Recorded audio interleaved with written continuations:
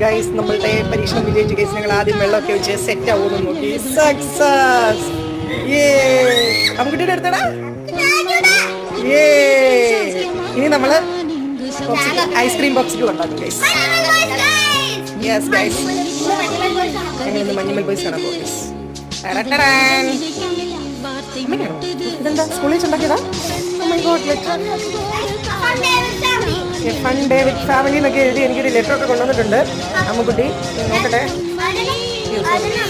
Wow, super. അമ്മ I love you, this is for you. ഒറ്റോടാ പൊന്നേ ചക്കരി. പപ്പയുടെയോ? ഇത് പപ്പയുടെയാണോ?